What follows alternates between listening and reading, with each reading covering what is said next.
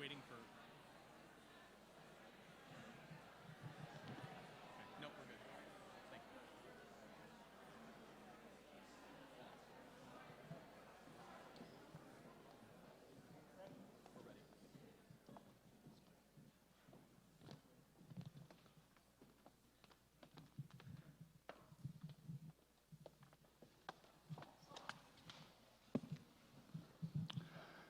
Good afternoon and welcome to the Longmont Museum. My name is Justin Veach. I'm the manager of the Stewart Auditorium, and it is our great pleasure to partner with our friends at the Longmont Observer and the League of Women Voters of Boulder County today to present this afternoon's special program. It is the museum's mission to be a center for culture in northern Colorado, where people of all ages explore history, experience art, and discover new ideas through dynamic programs, exhibitions, and special events like this afternoon's. We hope that our new Stewart Auditorium can serve as a venue or living room for the people of Longmont and beyond to gather together, to listen to each other, and to exchange ideas with tolerance and respect for difference and in the spirit of democracy. With that, I'd like to turn things over to this afternoon's moderator, Shaquille Dalal. Thank you. Good afternoon and welcome to this debate between Congressman Ken Buck and Dr. Karen McCormick. My name is Shaquille Dalal. I'll be the moderator for this afternoon's debate. I'm a columnist for the Longmont Observer, the only daily newspaper written here in Longmont. This debate is hosted by the Longmont Observer and the League of Women Voters of Boulder County. We're thrilled to have you here with us, watching online on the Observer Facebook page and on the Longmont channel. The audience here in the Stewart Auditorium at the Longmont Museum has agreed to remain silent during the debate, except for right now, as we welcome Congressman Ken Buck and Dr. Karen McCormick.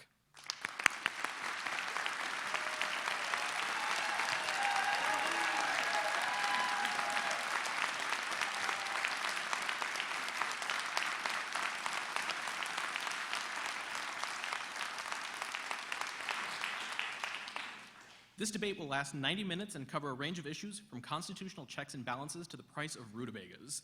The questions have been written by me, members of the public, or news outlets in the district, but were selected by me alone with the help of a small team. They have not been shared with the candidates, any members of the public. The rules agreed to by both candidates and which I will enforce are as follows. By virtue of a coin toss, Congressman Buck will make the first opening statement, both of which will last 3 minutes. I will ask Congressman Buck a question. He will have 2 minutes to respond. Dr. McCormick will then answer the same question. Congressman Buck will have 2 minutes to rebut, followed by a 1-minute rebuttal by Dr. McCormick. We will reverse order on subsequent questions. The timers are located to my left. There will be 3 minutes for a closing statement by each candidate. Congressman Buck, your opening statement. Thank you very much. I want to thank the Longmont Observer, the museum, and the League of Women Voters for putting this together. I also want to thank Dr. McCormick for being here and agreeing to debate today. In 2016, we had a divisive election, to say the least. And after that election, the country went really in two directions. A group that felt strongly about the centralized control of our economy, and a group that wanted to fight for freedom for individual choices.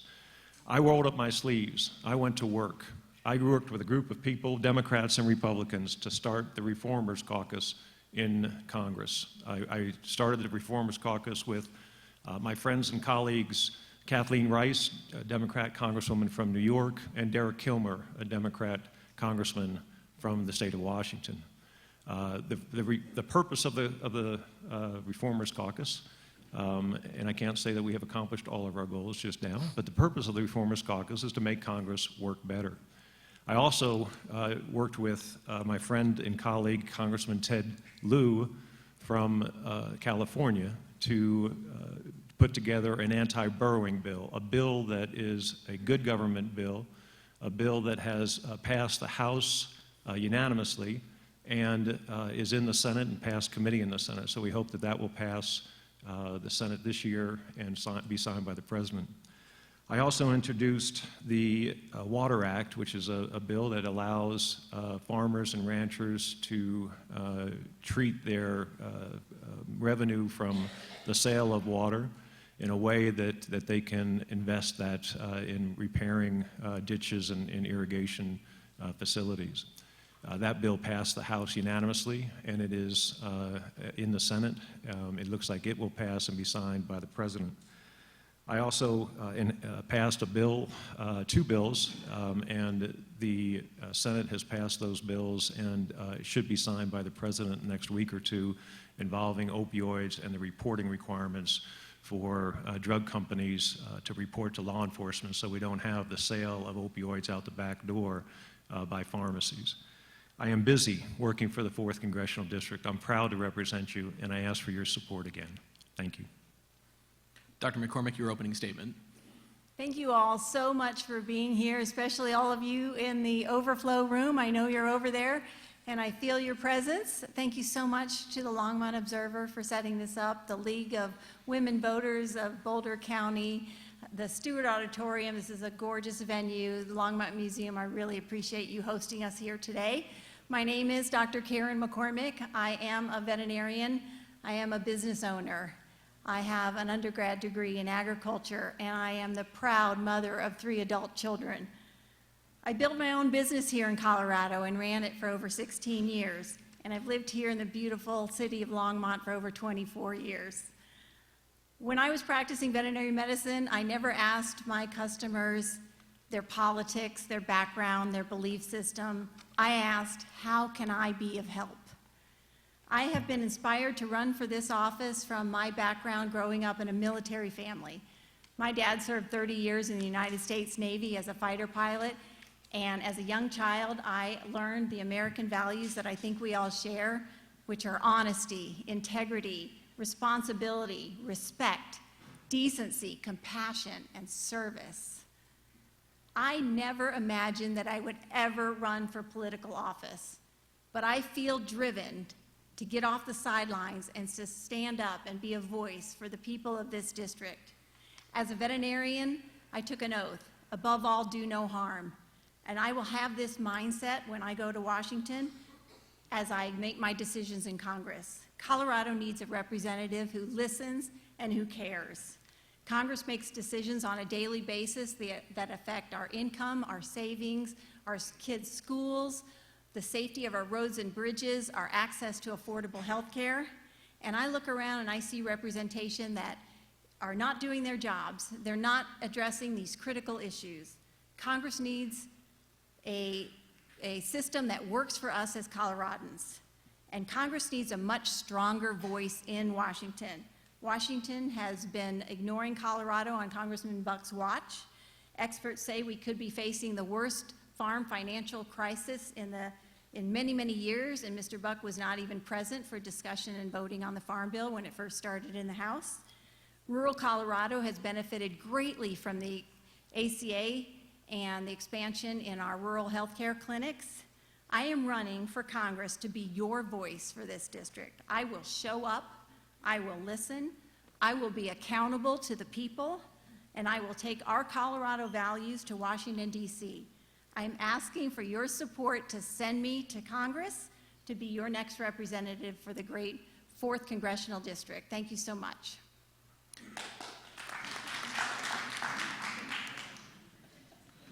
We will now begin with the section on civics. Congressman Buck, the first question is to you.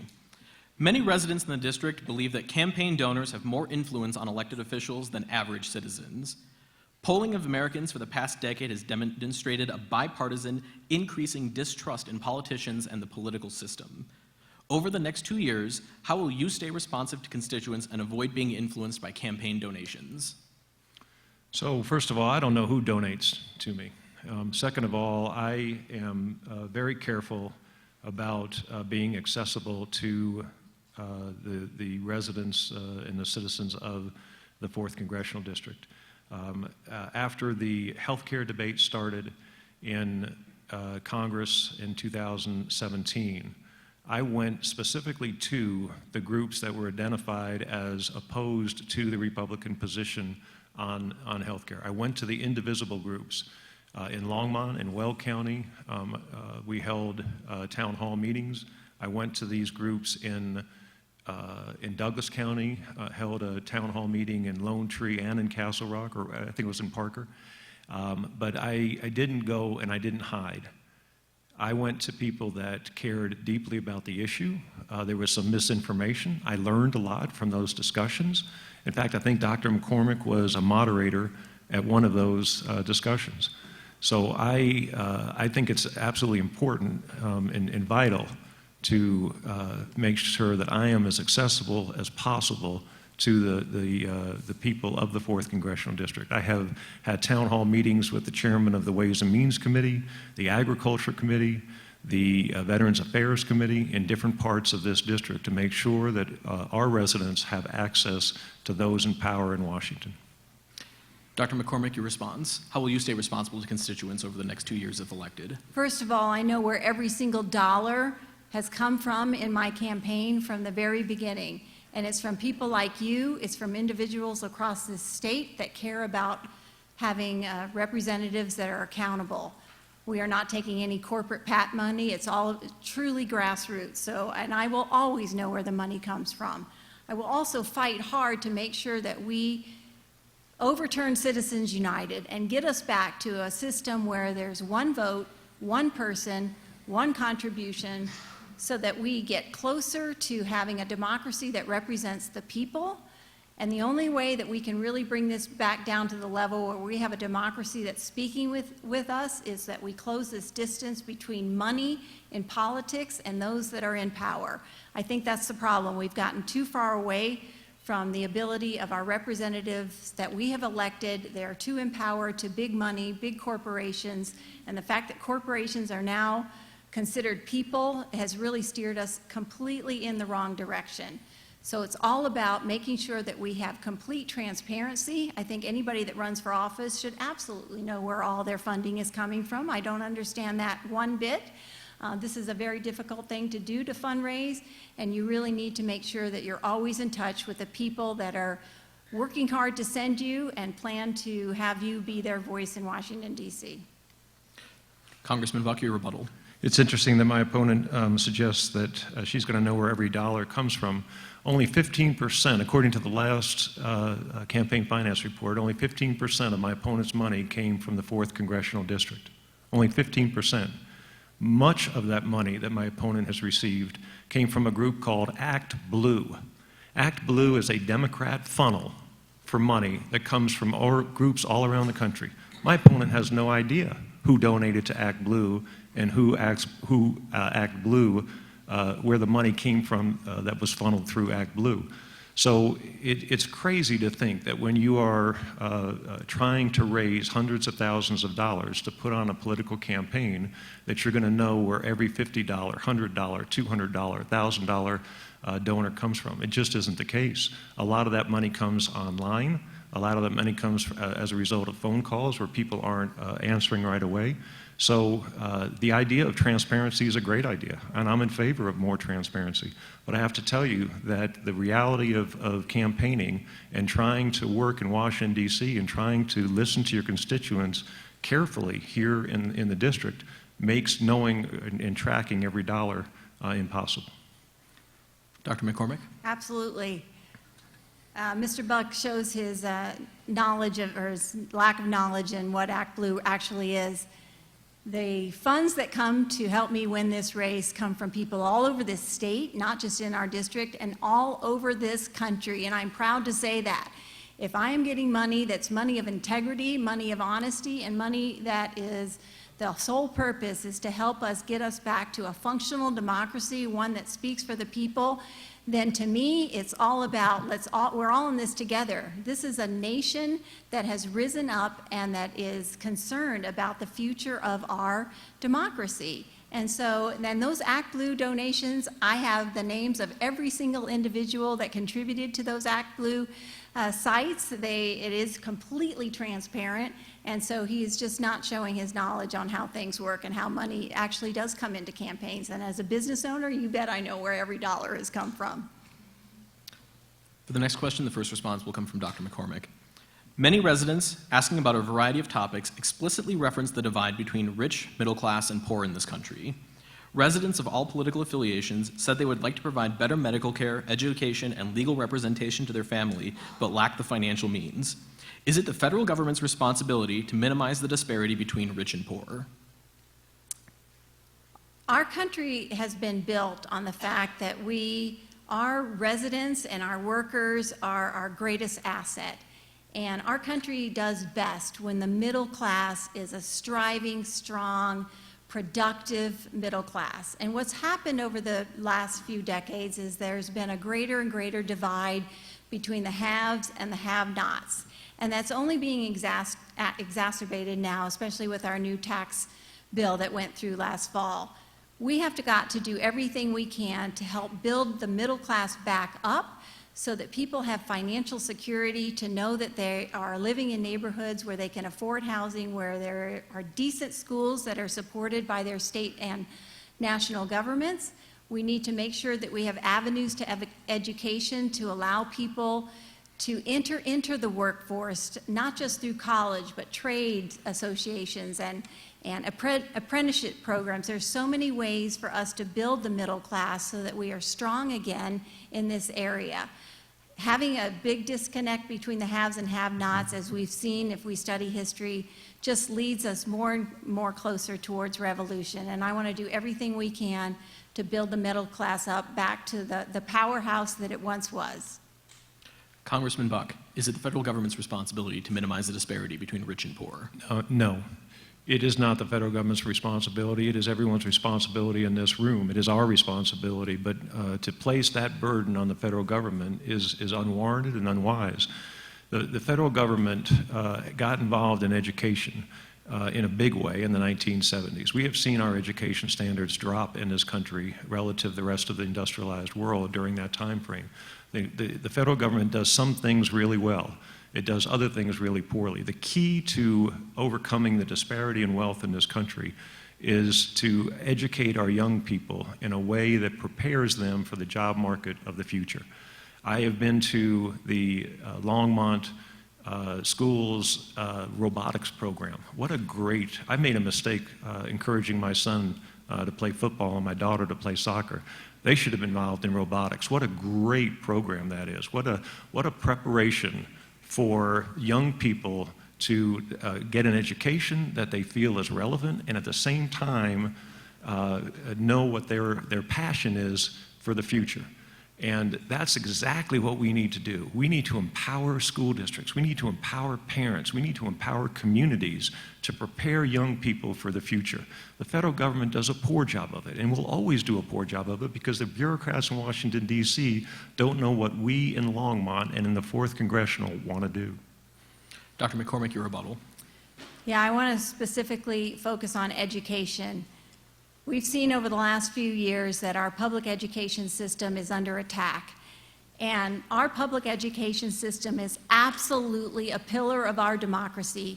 Educating our kids is our future. These are our future business owners, our future innovators, our future leaders. And the more that we work to take away from public school funding, state level, federal level, the more we're hurting our kids. We have school districts in our own 4th Congressional District where they are not open but only 4 days a week. We are cheating our kids right here in this district, and we need to do everything possible to make sure that no matter where you live in our state or across this country, no matter what your zip code is, that you are getting the best high-quality education that the United States of America can offer, and we are failing our kids when we don't focus on that on a state and federal level. Congressman Buck. Well, we're not failing them at the federal level, we're failing them at the state level. K-12 education at the state level has not risen the way it should have, in large part because we have taken on burdens like Medicaid and other burdens in association with the federal government.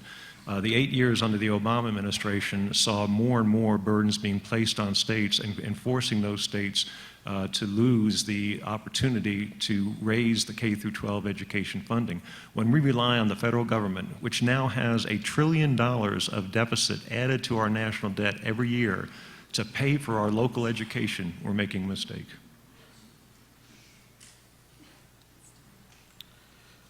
Next question.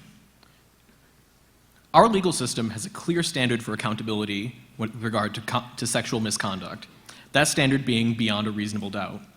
Americans have yet to come to such a consensus on the threshold for social penalties such as job loss and ostracization.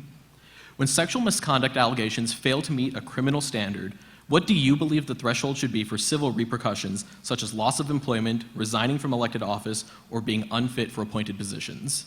Yeah, I was a prosecutor at the federal level and the state level for 25 years and prosecuted a lot of sexual assault cases. And obviously sexual harassment in the workplace is different than sexual assault. But I think we should have an absolute zero tolerance for sexual assault and sexual harassment in the workplace. I think we should be much, much more strict about it. There's nothing that bothers me more than seeing a predator like Harvey Weinstein and his liberal Democrat friends take advantage of women in Hollywood and other places. I will once again remind the audience that they agreed to remain silent for the duration of the debate. So I feel very strongly that we need to have the penalties in place in the workplace. We need to make sure that we encourage women to report. Such crimes of all types are one of the most underreported crimes that we have in our country. And someone mentioned the Kavanaugh situation. Had that been reported earlier, we would have had a much more fair, and I'm talking about 25 years, 30 years earlier, we had a much more fair situation. I understand, I've dealt with a number of victims of sex assault, and I understand why women are reluctant to come forward. I understand in the workplace why they're reluctant to come forward. But we have to create an environment where we encourage that. Dr. McCormick, what do you believe the threshold should be? The next person who makes noise in this auditorium will be asked to leave. Yes, I do. For too long, since time immemorial, for too long, women's voices have not been heard on an equal level. For too long, when we do speak up, we are discounted. For too long, when we try to come forward, we are shoved aside. This happens on college campuses, it happens in high schools, it happens in workplace situations, it's happening in Supreme Court nominations, it happens everywhere, and every single one of us that has been through this on a little level or a big level knows what we're talking about.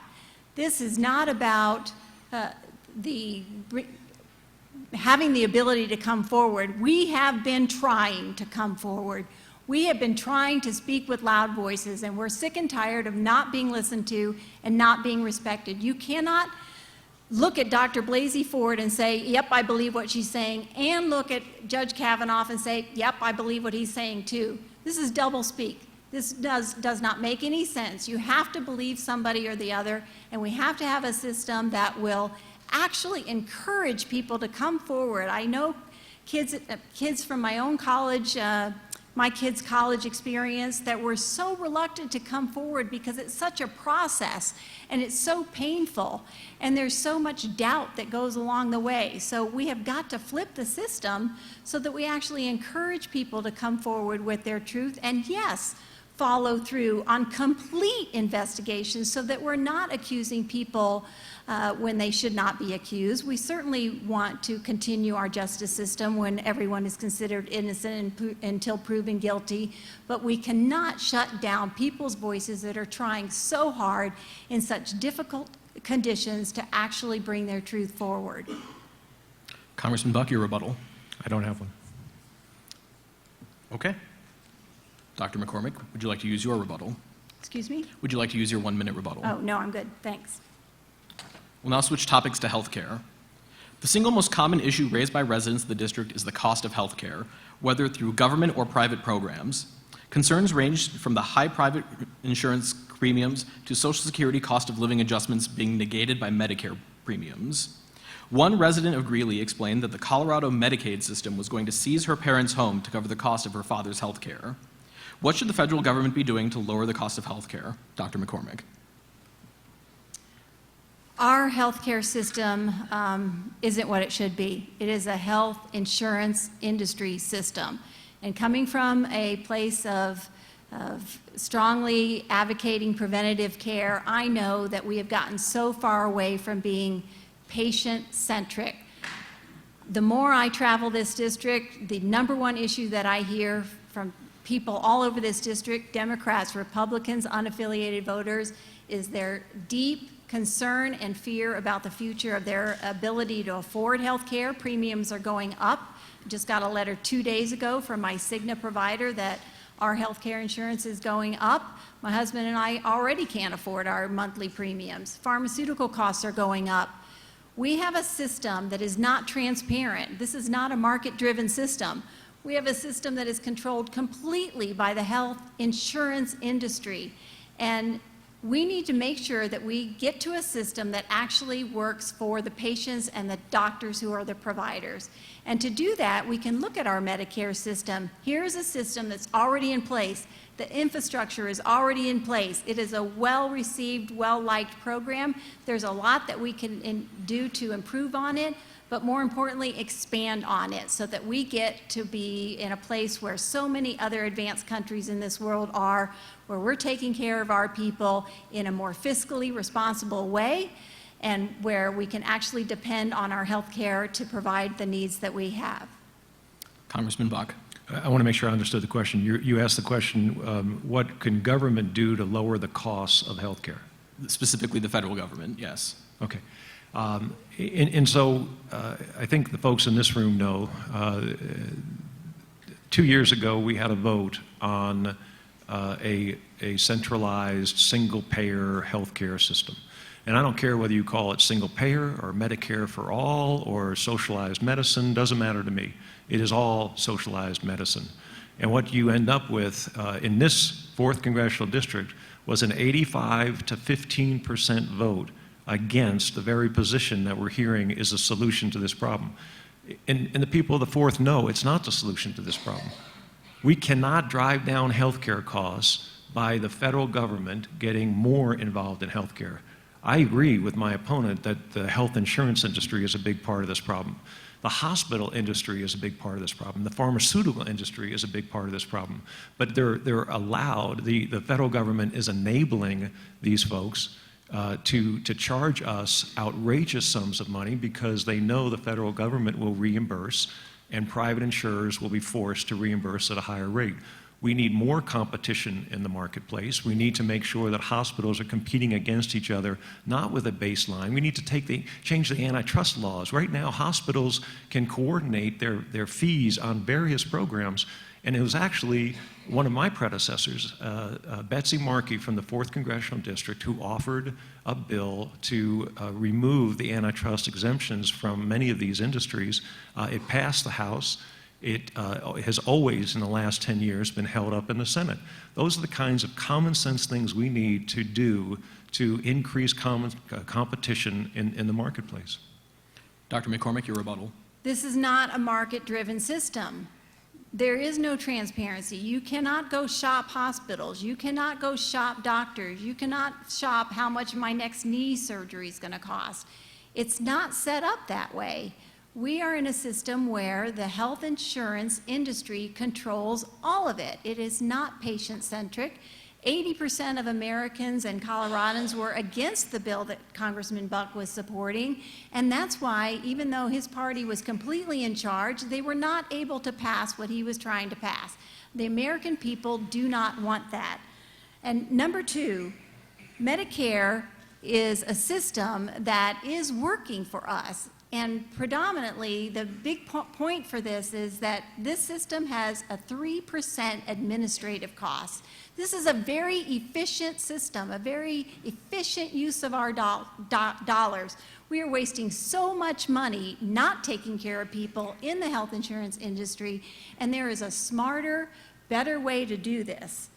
I have another counterpoint I want to make as far as Medicaid and the abuses in Medicaid. Most of the abuses in Medicaid are being done by private corporations that are abusing the system, overcharging Medicaid. I visited a nursing home down in Prowers County that is privately run, that is not taking care of their patients. They're charging our Medicaid system, your tax dollars, $2,000 for a $200 wheelchair. they're cheating the system. So the problem is not, the occasional person that may not belong in the system, but it's corporations that have found a way to rob us of our tax dollars, and we've got to bring this back to the people. Congressman Buck. Medicare for all is not the answer. Medicare will be bankrupt in 15 years at its current rate. We have to fix that, and we fix it by changing the healthcare system that we have in general, not by expanding Medicare coverage. I disagree with my opponent that you can't shop price. You absolutely can shop price. It's just we don't have skin in the game at this point. We don't know, we don't call the hospital, we don't call the doctor, we don't get a price because the insurance company is going to cover that price minus a copay. That's wrong, and it doesn't work. We need to actually encourage people to look into the marketplace, to find out what the cost is for an operation or any kind of procedure. And by doing that, we will drive down costs because people can go to different hospitals and go to different doctors, and that competition will increase quality and decrease price. Do I have another minute? No, you do not. Okay. Next question. The United States spends more on prescription drugs than any other country in the world. I'm sorry, more on what? Yeah, I didn't hear you either. The United States spends more on prescription drugs than any other country in the world. Many of the world's largest pharmaceutical manufacturers are American companies, and those same companies often sell the same drugs to other countries for less. The Medicare Modernization Act of 2003 legally prohibits Medicare from negotiating drugs prices with manufacturers. Economists agree that this is a key cause of the high prices that all Americans pay. No other insurance provider in the world faces this restriction. Should Medicare be allowed to negotiate prescription drug prices? What other mechanisms would you be willing to use to lower the price of prescription drugs? The answer to your first question is absolutely. Medicare should be able to negotiate, and they should be able to negotiate with the full force and effect of the federal government. They should be able to negotiate with the VA and various other government entities who buy prescription drugs from these drug companies. I think the key that we have, there is a balance in this country. America develops many of the cures for diseases that we find in the world. And we have to make sure that drug companies have an incentive to invest in research and development. I believe we're out of balance, though. The incentive is that they get a patent on a drug for a certain period of time. I believe that time period is too long, and we need to make sure that we are reducing that time period while still giving drug companies the incentive to do the research and development that makes us one of the leading drug manufacturers and providers in the world. Dr. McCormick. The biggest way that we can fight the pharmaceutical pricing in this country is absolutely to expand Medicare. If we get more people, healthier people, younger people, I wanted to buy into Medicare 10 years ago. If we get more people as members of Medicare, we are going to enlarge the Medicare population. We're going to enlarge the pool of money that goes in. I will pay more than my share to get in now.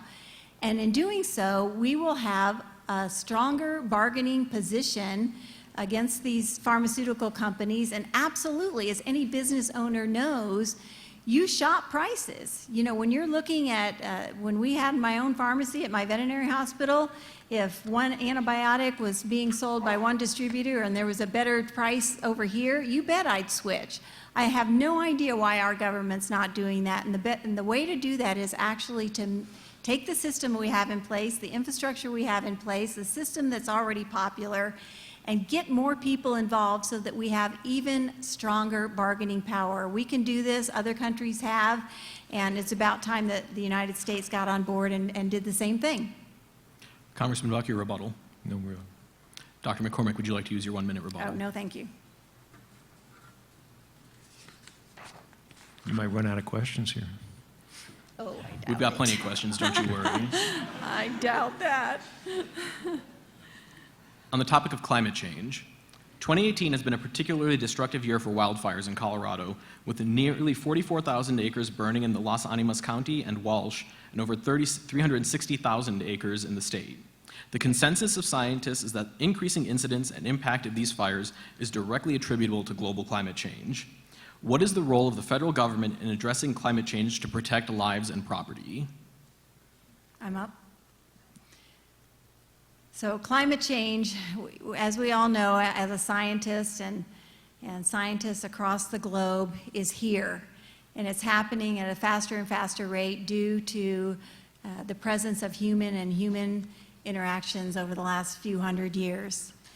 We have a moral responsibility and an obligation to our country and to our planet and to the future generations to pay attention and to move as fast as we can in the direction to try to reverse what's already happening. This is our only planet. This is our only home. We, as the United States of America, can be a tremendous leader in this. Pulling out of the Paris Climate Agreement was the wrong thing to do. Yes, there are more things that we can do, but pulling out and not being part of the conversation was wrong. We have a tremendous opportunity right here in our district to work on this. We have resources that I call it a gold mine above the ground here in the 4th Congressional. We have wind, we have solar, we have a tremendous opportunity to expand our ability in advanced energy technologies to move us in that right direction and have Colorado be a leader for the rest of the nation. We already are, but we can do more to move in that direction. The amount of carbon and the amount of methane that's being expelled into the environment, not only here in our state but nationwide, we need to address that. Colorado has done good measures by our methane recapture laws that we put into place, and I'm proud of that. But there's so much more to be done, and this really is an emergency. We've got to work on all levels, every state and every country across this globe to get it done. Congressman Buck, what is the role of the federal government to protect lives and property? Well, first, we all want a clean environment, and I think we all fight for a clean environment, and we live in Colorado because we love the environment we live in. I think it's important to note that not everybody agrees that, and did you say global warming or climate change? Climate change. Okay. I think it's important to note that the climate change may contribute, but the lack of proper management of our forests is also a huge issue in the forest fires that we have witnessed. When the environmentalists shut down proper management of forests in the 1970s and 1980s, we lost as a country. We now see beetle kill ravaging our forests because we don't manage our forests properly. We'd rather import wood and wood products from Canada than actually manage our forests in a responsible way. I agree with my opponent that we have a gold mine actually above and below the ground. We have natural gas in Colorado and a lot in the 4th Congressional District. And it's natural, folks. It's organic. It's non-GMO for those of you that care about that issue. It's beautiful. And we need to mine as much organic, natural gas as we possibly can. We also need to promote those that are the windmill, the turbines. We have a blade manufacturer in Windsor. In Brighton, I believe we have the turbine manufacturer. In Pueblo, another. We absolutely need to look at every possible energy source. But nothing beats clean coal, and nothing beats natural gas, and our ability to develop that in the 4th and keep jobs here and vote against Proposition 112 is absolutely essential. Dr. McCormick, your rebuttal. First of all, I want to correct a misstatement that Congressman Buck just made. Beetle kill is not due to the mismanagement of forests here in Colorado. It is due to the fact that winter after winter, we are not having the extended cold weather that we used to have in the past. I know this from talking to people in the field, so I want to make sure everyone knows that. And that global warming is contributing to the fact that we are having more severe weather events here in our district. We're in the 18th year of a very severe drought that is affecting our farmers and ranchers. We do have the ability to address this, but it's going to have to come down to a lot of good ideas on the table to make sure that we plan for the future, we plan for these severe weather events. We can't stick our head in the sand. Things are here, they're already coming. We have to make sure that we're ready and do everything we can to prepare for that. It's important for the industries here in Colorado. So much of our industry is dependent on our outdoors, our recreation, our farming. We've got to be ready. We've got to prepare. We've got to be forward-thinking and do what we can to not only prevent future human interaction in climate change, but try to reverse what's already happened. Congressman Buck, your rebuttal. More mature forests are more susceptible to beetle kill than younger trees, and that's just a fact. And we have refused to cut down trees, mine timber, and plant new trees for some reason, thinking that it harms the environment, when in reality it helps the environment.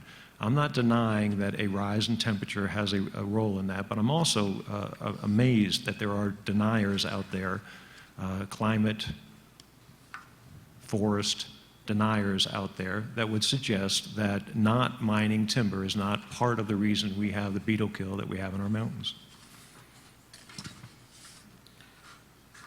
Congressman Buck, the first response to the next question is to you. Colorado is the 7th largest oil-producing state in the union.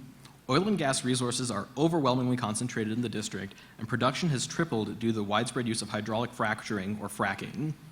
What part should fracking play in meeting the nation's energy needs?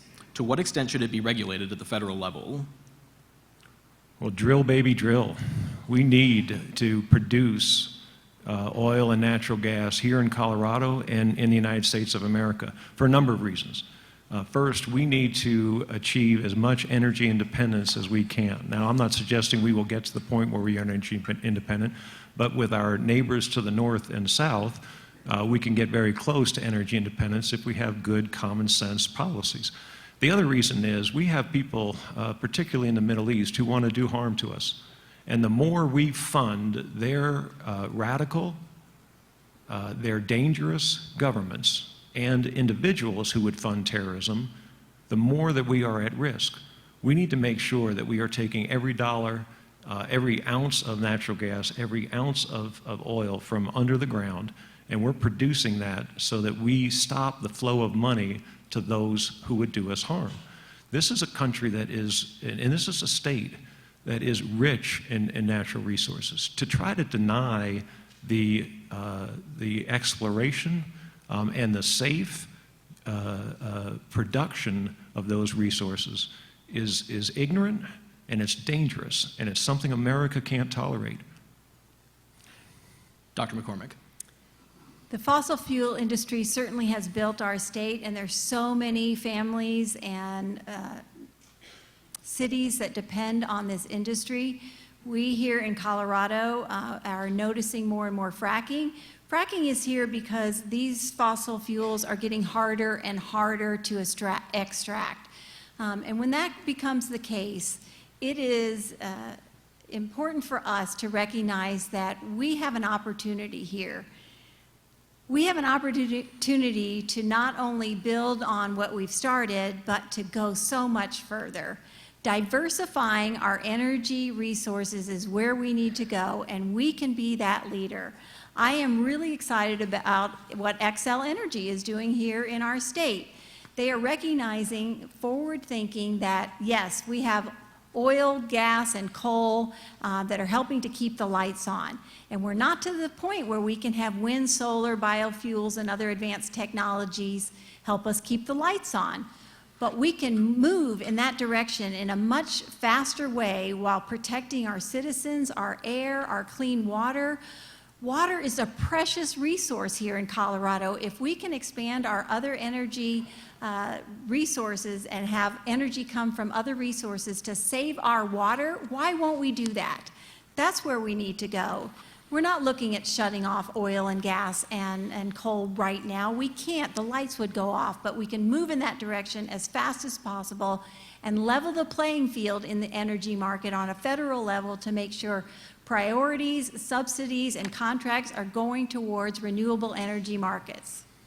Congressman Buck, your rebuttal. I appreciate Dr. McCormick's view, and I heard, not explicitly, but implicitly, that you are also opposed to Proposition 112, just as Jared Polis is opposed to Proposition 112, and that we absolutely need to extract all the oil and natural gas that we can in Colorado. I agree also that we're doing a great job in Colorado with wind energy and solar energy. I'd like to see us develop hydroelectric energy. I'd like to see us bring back nuclear energy into Colorado. I think we need to have an energy policy. It's an all of the above policy, and it's a fair marketplace where consumers, you can choose whether you have 10% or 50% ethanol in your gas if you want. I'm absolutely in favor of that. Give consumers the choice of all of the above. Dr. McCormick, your rebuttal. And if we're going to make it fair, let's make it a fair market. Let's remove those subsidies and priorities towards the fossil fuel industry that does not need it, certainly doesn't need it now, and switch those priorities and subsidies to advanced energy technologies, because we've got to be forward-thinking, and that's the way to go. For the next question, Dr. McCormick, the first response will come from you. Elected officials often cite the government's accumulated debt of $21 trillion as a threat to national security and the ability of the government to provide services to its citizens. A common sentiment among Americans under 55 and shared by House Speaker Paul Ryan is that Medicare, Medicaid, and Social Security will be cut or eliminated to pay back the debt accumulated since 1940. Should young Americans plan for the death of retirement? What steps will you take to place our government on firmer financial footing? Boy, this is a big question. Lots of layers. Number one, I am terribly upset by what happened last December with this tax bill. As a business owner who had to watch my income and expenses very, very carefully, the fact that this Republican-controlled government at this time, when we are running along pretty smoothly in our economy, we're doing so well, would cut our income and not look really closely at our excessive, unnecessary spending. We have the ability to finance the programs that this country has demanded of our government, Social Security, Medicare, our financial security. We have the ability to fund these programs. And to look at our income coming in as well as it has, and to cut that income in a time when we're doing so well, doesn't make any sense to me. When you're looking at tax reform, you have to look at income at the same time. You cannot separate these two conversations. And with me in Congress, I'm going to make sure that we look at excessive spending in areas where it is wasteful, and make sure that we continue to fund the programs that we, the people, have demanded of our government, not only the programs, but the agencies like FEMA, and make sure that we have the money there to make sure these programs are secure for the future. Social Security and Medicare are not entitlements. They are investments that we all made, and we're all depending on them to be there. And I'm determined to fight and make sure it's so for me and for the generations to come. Congressman Buck. Could you repeat the question, please, especially the last part of the question? Should young Americans plan for the death of retirement? What steps will you take to place our government on firmer financial footing? So I think young Americans have to be realistic and understand that our Social Security system and our Medicare system are going broke. And part of the reason is that the life expectancy in America is increasing, and we need to adjust Social Security and Medicare for young Americans. Those that are in the system now or close to being in the system now, the system should not be adjusted. Those folks have made retirement decisions based on that promise that was made to them. But young Americans, if we're going to have a system at all, have to understand that we can't have people retiring at the same age when life expectancy keeps increasing. So absolutely, we need to take steps to shore up the Social Security trust fund and make Medicare something that is actuarially sound. The tax bill is another, it's a great example of misinformation that has been brought to the American public. The economy is doing great now. America is great again because we have reduced the regulatory burden on businesses in this country, and we have reduced the tax burdens on businesses in this country. And by doing those, businesses feel more certainty They have invested in their capital, and they have created jobs. 1.7 million jobs since the tax cut bill was passed. I have to tell you, this economy is doing far better than at any time during the Obama administration because business confidence is better than at any time during the Obama administration. And if we continue with a growing economy, we will create the revenue we need to pay back the tax cuts. Dr. McCormick, your rebuttal. Social Security and Medicare are in a good spot, and we have people in Congress that are working together to make sure that it's going to be secure for at least the next 75 years. Congressman Buck is not a part of that caucus, and I wish he were. We have to make sure that we get people there that are willing to work on this issue to make sure it is secure. And I do want to get back to this whole small business thing. Congressman Buck has never been a small business owner. He's not one now. He has no idea what it takes to run a small business, and the fact that this tax reform bill, is not helping small business owners. My husband's one as well. And the fact that corporations have gotten the most benefit from this tax reform bill, and we've had 10 months to see its effect, the effects are not trickling down to the worker, and that has never proven to work. That was the bill of goods we were sold, that if we help corporations, we're all going to see the benefit, and we are not seeing that. And so I completely disagree that this was the wrong approach. It's not working. We've had enough time to see that, and we've got to get people, we don't have to wait another 30 years to address tax reform again, people. We can get right back to work, get back in there, and fix this thing. Congressman Buck, your rebuttal. According to the United States Tax Foundation, the average taxpayer in the 4th Congressional District will benefit by $1,472 from the tax cut bill that was passed. That's real money. I think Nancy Pelosi shrugged it off and talked about chump change or some derogatory term. That's real money. That's money that people can save for a vacation, they can save for a college education, they can save for the things that they need for their family. And that's absolutely essential. I'm proud to have supported the tax bill. It's your money. It's not the government's money. We don't have a problem in this country because we are undertaxed. We have a problem in this country because we are overspent.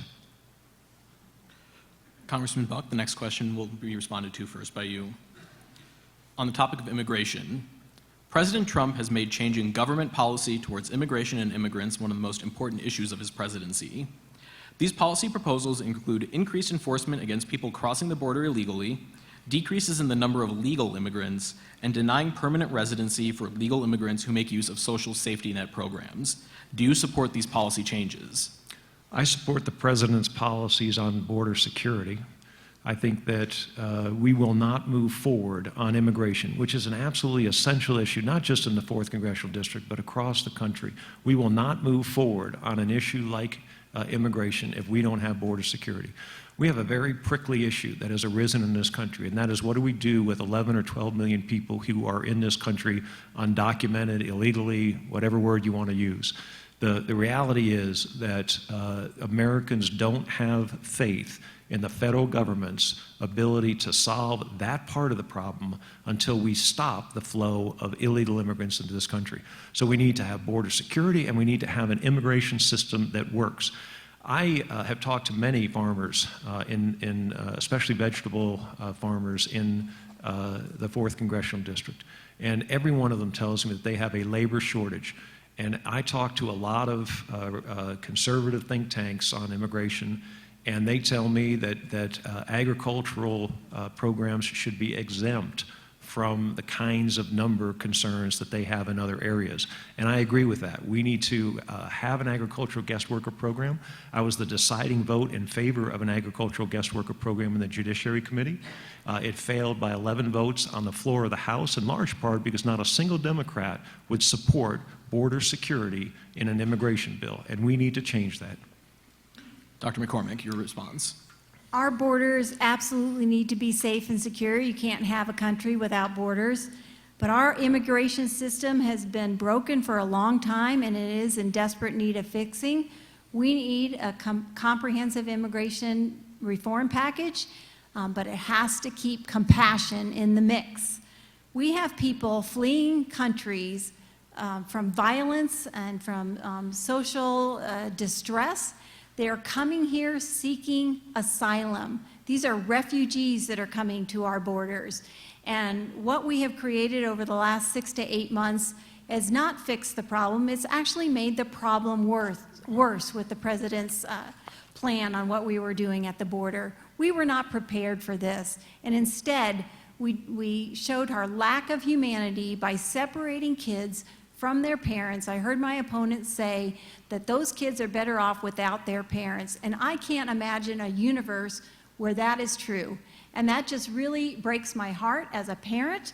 We need to make sure that we have a system in place that protects our borders, that greets refugees at the border, and has a system to make sure that we're keeping families together. We need to make sure that the dreamers, the DACA recipients in our country that are now Americans in every sense of the word, full participants in our democracy, they're firefighters, they're farmers, they're ranchers, they're small business owners. We need to find a path to citizenship for these people. We absolutely have to make sure that we work together on both sides of the aisle so that we have lasting, comprehensive, compassionate immigration reform. We are a nation of immigrants, and if we lose sight of that, then we've lost our soul. Congressman Buck, your rebuttal. We do need to have immigration reform. It needs to start with border security.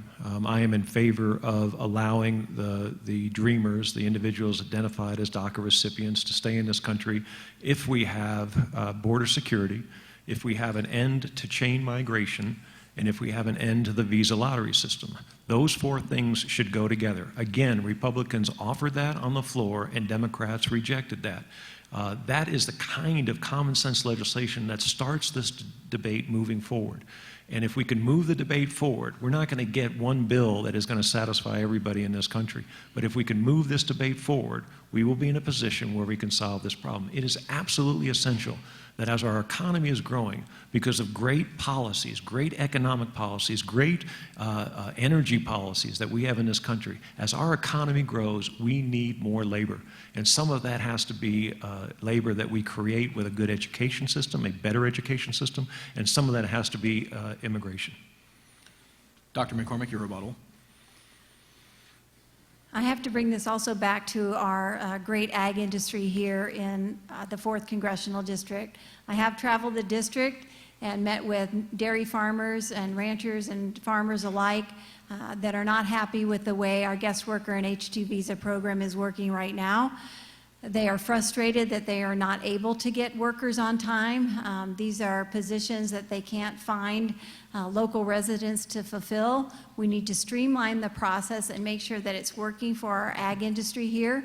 I talked to a farmer that had 10 guest workers that were assigned to him. He lost his crop due to a hailstorm, and he was unable to transfer those workers down the road to a farmer that needed them.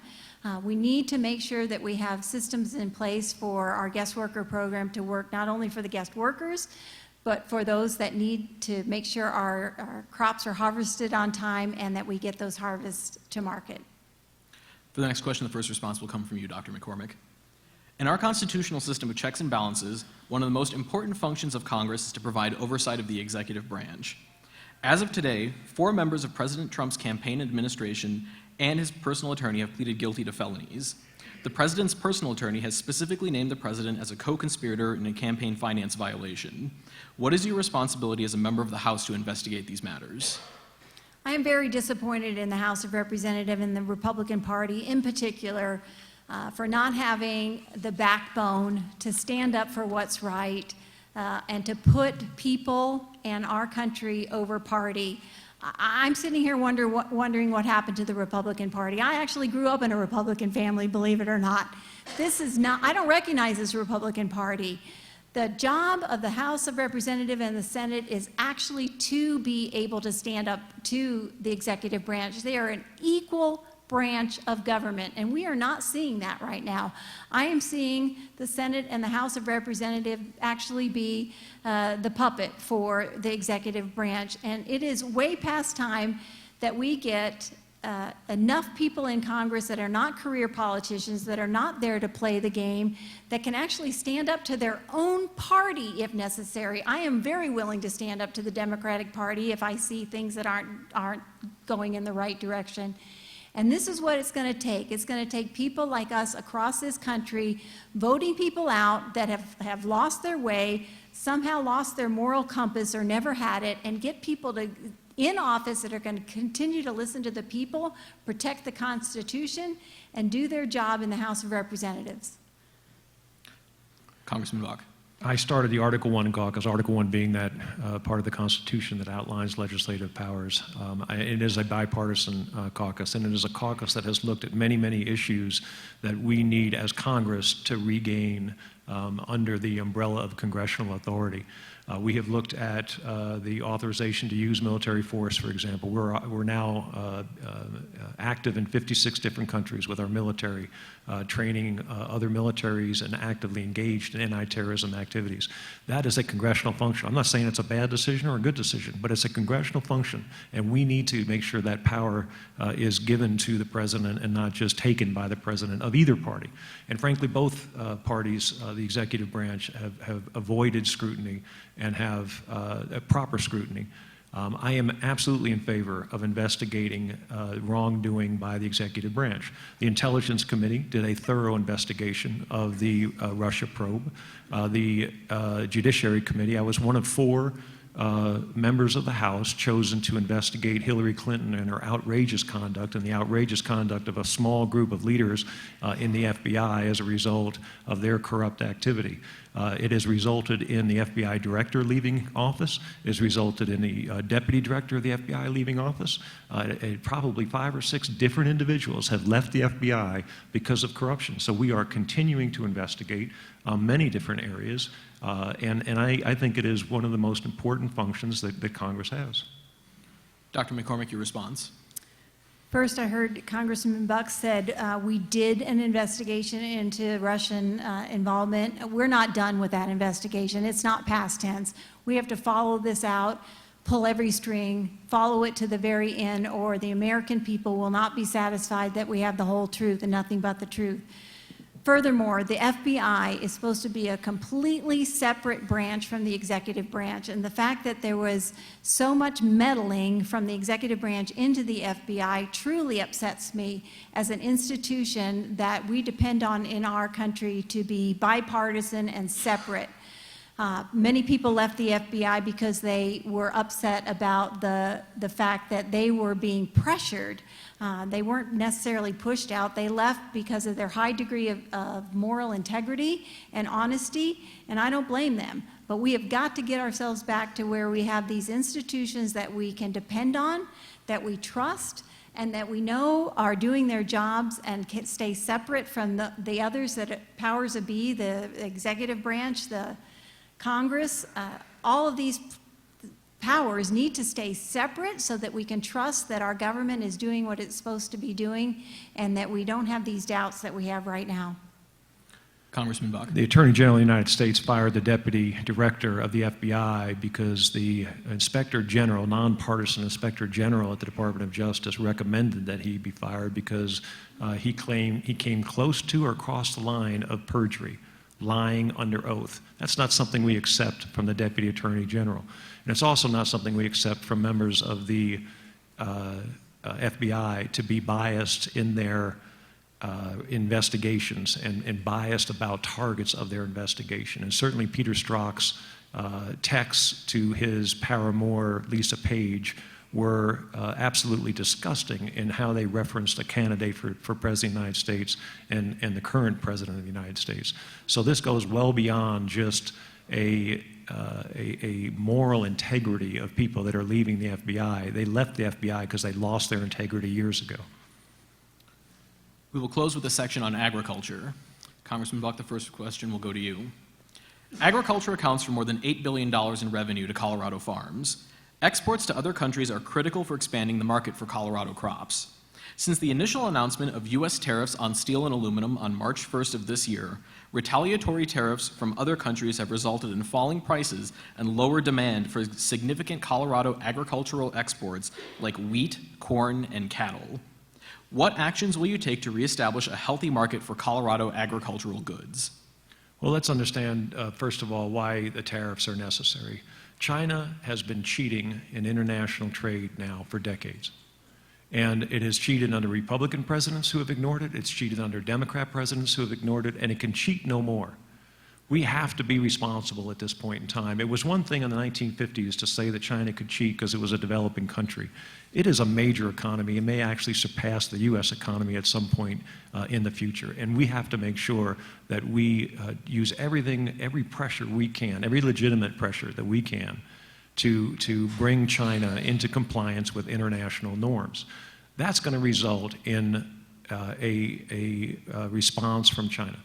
And what I think this president needs to do a better job of is to work with our European allies and form a coalition of trading partners that puts pressure on China so that China cannot just retaliate against American businesses. So by developing a greater coalition to deal with the cheating by the Chinese in so many areas, and so many people right here in the 4th have told me how their businesses have been affected, that it is absolutely sad that we've let it get to this point. And I give this president credit for standing up to the Chinese and requiring them to comply with international norms. Dr. McCormick.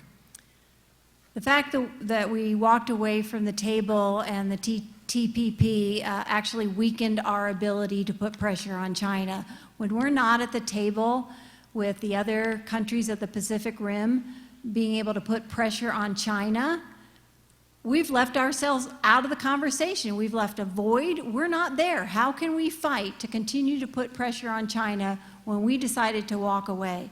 And back to agriculture here in the 4th Congressional District, we are the 11th largest ag exporting district in our nation. Agriculture is critical to our state, it's critical to our nation, and our farmers and ranchers want absolute markets open across this globe. They want fair markets, they want open markets, they want more and more ability to get their product out into the world. And these tariffs and the trade agreements have caused so much uncertainty and so much chaos in their ability to plan for the future. And farmers need to plan year upon year. They can't just make split-second decisions on what they're going to be doing in the next month. They need to be able to plan. And the fact that these tariffs have caused them to put their product in storage, they don't want subsidies, they don't want bailouts. They want markets for their product, and this president and this administration is actually directly hurting our ag industry right here in this state. And again, as a person with an agricultural background, I was a dairy science major, and I know that some of the dairies are happy about having the Canadian market open, but the fact that we had such an adversarial discussion with our closest neighbors, Mexico and Canada, we now have the Canadians saying they're going to boycott American milk. This is not the way you go about making trade agreements with your friends. Congressman Buck, your rebuttal. TPP is a great example of the Obama administration failures. What we need to do, and what this administration is doing, is to have 13 separate bilateral agreements. If we had one agreement with TPP and the 13 Pacific Rim countries, what we would end up with is China joining that agreement. Having bilateral agreements, we force China out of that agreement. Now, we have started those bilateral agreements, and I think you're going to see a number of them, just like you've seen a new NAFTA, a much better NAFTA, a much more robust NAFTA, a modernized NAFTA being proposed and moving forward with this president's trade policies. You're going to see bilateral agreements starting with Japan and South Korea and going to other Pacific Rim countries. It is a better strategy. It is a strategy that will help American farmers, and specifically farmers and ranchers here in Colorado. Dr. McCormick. As we all know, when you have more voices together, you have a stronger voice together. And if other countries are joining to have agreements with countries that are cheating, that are not playing fair, the more people that get in the room that all have that same goal in mind, the stronger your pressure is going to be, the stronger your voice is going to be, and the more pressure you can put on a country. So I completely disagree. For the next question, the first response will come from you, Dr. McCormick. With an 18-year drought persisting in Colorado and no realistic end in sight, should the Front Range of Colorado be reducing its water use in order to preserve more of that water for agricultural purposes? Going back to agriculture, one of my favorite subjects. So it is critical that with this precious resource of water that we have here in Colorado, that we make sure that our ag industry and the needs of the water in the ag industry are paramount. Right now, most of the water is going to the ag industry, which is great, but what's happening, and I do want to reference Congressman Buck's water bill, I would have voted for it as well, because it gives landowners the right to sell off up to 20% of their water and maintain their tax status. But what that also is encouraging, we've got to have a bigger vision here that's encouraging farmers and ranchers to potentially sell their water rights to the highest bidder, which oftentimes are municipalities and Front Range needs. And that potentially could be taking water away from where we're going to need it in the future, our farmers and ranchers. More and more people are going to be moving to Colorado. This is an incredible state. We're all here for many of the same reasons. So we have to plan. We can't keep the people out. We can't build a wall around Colorado. We have to make sure that we plan ahead for, as people move here, that we are building houses and municipalities that are super efficient in their water use, maintaining the rights of water right owners to make sure that they have incentives to keep the water in the agricultural industry. We need to work towards conservation efforts like we already do, not only in new ways of innovation to supply our houses and our industries, but also to water our farms.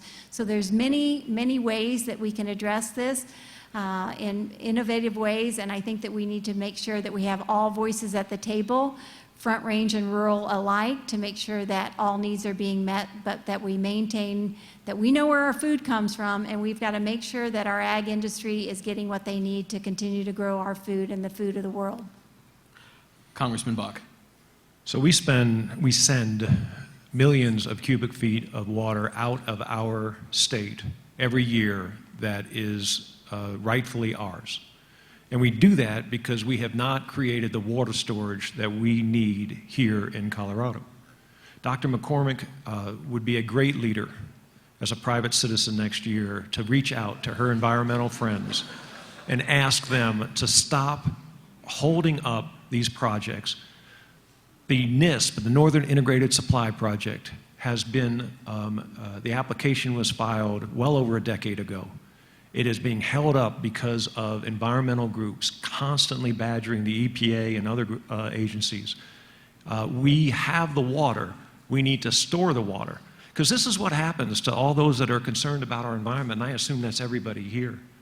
What happens is Aurora, Denver, Westminster, North Glen, Thornton buy water from northern Colorado and ship it down. And they buy and dry. They dry up the farms where that water came from.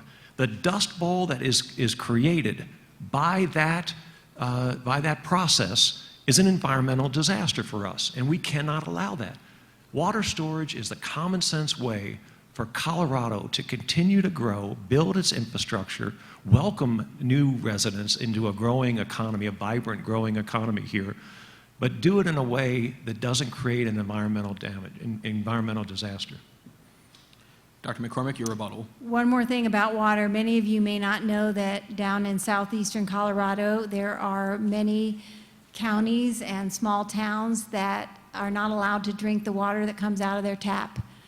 They get a message on their water bill, do not drink the water. And we have a Flint River, Michigan issue right here in Colorado, and there is a project down in southeastern Colorado, the Arkansas Valley River Conduit, that's been studied since the Kennedy administration. Here's an issue with water where we really need to work through Congress to make sure that people in our very own state have drinking water that they can actually drink. And I didn't want to miss the point to bring that up, because so many of us up here in Longmont that have the best water ever don't realize that we have that critical issue right here in our state. And the Dust Bowl was not created by lack of water. It's created by what's happening in our climate.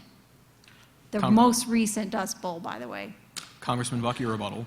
So I am proud that Congressman Tipton and I have worked to get the Arkansas Valley Conduit project millions of dollars, and it is moving forward, much too slowly because it has been studied since the 1960s. The contaminants in the water are naturally occurring contaminants coming down from the mountains, but it doesn't matter. The water is unsafe.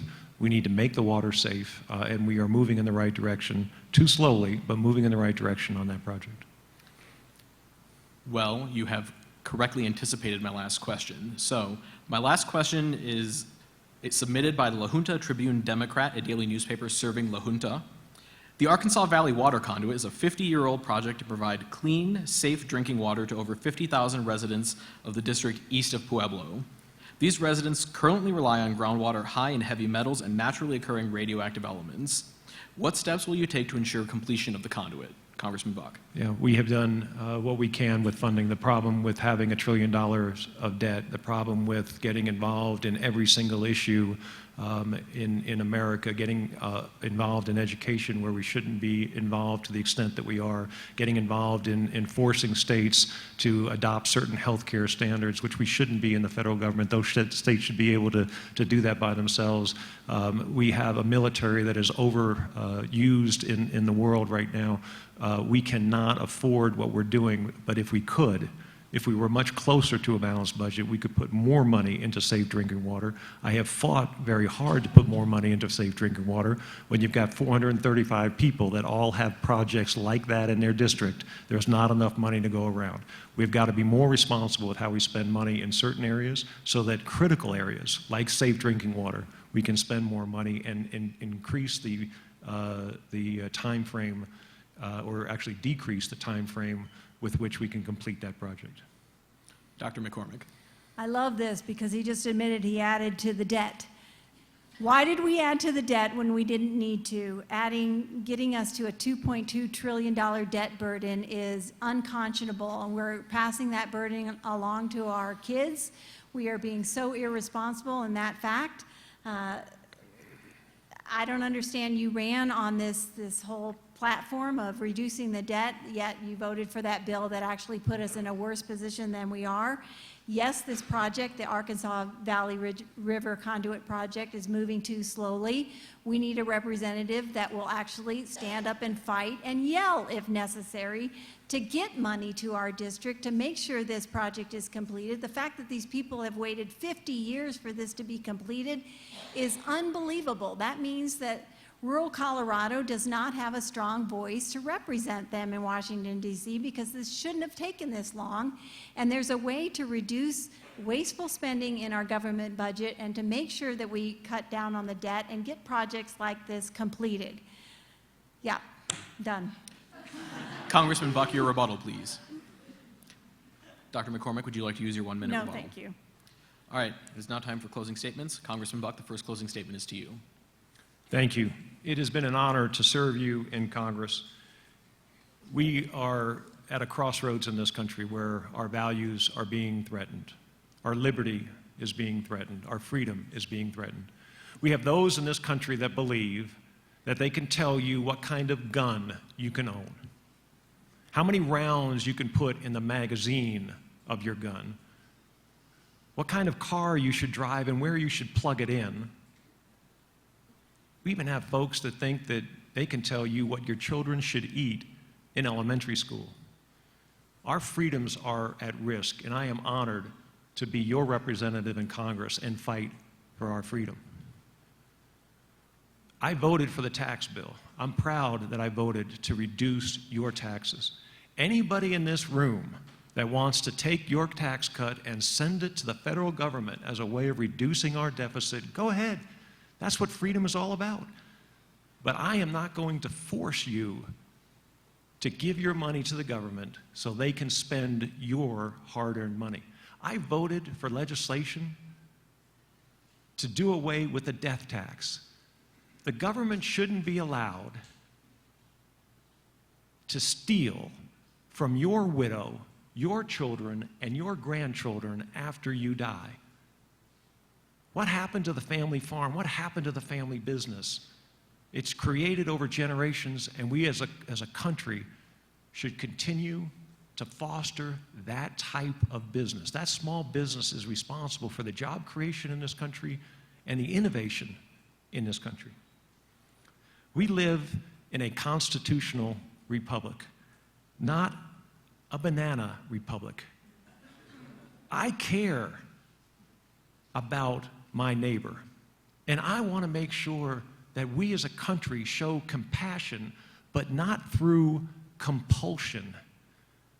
I think that we give people opportunity, not food stamps. Thank you very much for being here today. I want to thank my opponent.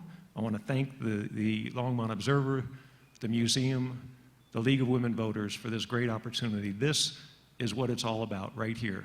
And I appreciate you taking the time and missing the college football games. Go Buffs, go Rams, go Bears. God bless you. Dr. McCormick, your closing statement. Thank you all so much for being here and participating in this very important democratic process. I am running for Congress because I do care deeply about this state and our country. I am proud to be endorsed in my race by our local representative at the state level, Jonathan Singer, by Betsy Markey, the last Congresswoman to hold this seat for this district. Numerous organizations have gotten behind our race, and a few are the American Federation of Teachers, the AFL-CIO, the pipe fitters, the letter carriers, the National Organization for Women, the over 100,000 members of the Colorado Sierra Club, just to name a few. I am ready to be the voice for this district. This election is critically important. I appreciate my opponent being here today. He is a career politician. He can't possibly understand the struggles of the working person. He can't possibly understand what it's like to be a small business owner. He's never done it. He supported a bill that was going to kick 23 million people off of health care, and the majority of Americans opposed this bill, and that's why they weren't able to get it done, thank goodness. Colorado has the most important industries that depend on our outdoors, and it's critical that we have somebody that will fight every day for our natural resources. We are the 11th largest ag exporting district in the nation, and the tariffs are hurting us. It's time that we stand up in Congress to make sure that we fight these trades and fight for fair and open trade agreements. I want to leave you with a quote President Kennedy once said when he was speaking about courage: "Of those who much is given, much is required." He said when we look back in history, we are going to ask ourselves these 4 questions. Were we people of courage? Were we people of integrity? Were we people of good judgment? Were we people of dedication? That's the kind of foresight that inspired me to be here today, and I'm going to add, were we truly people of compassion? I'm Karen McCormick. I am asking for your vote on November 6th, which is 30 days from today. I am ready to do this for you and for all of Colorado. Thank you so much for being here. That concludes our debate.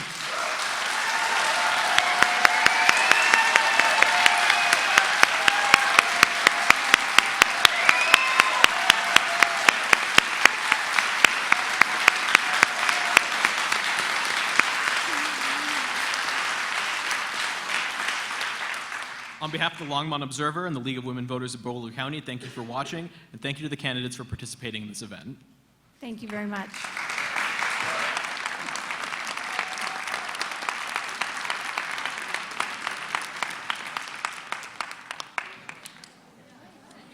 Good job, Shaquille. Thank you.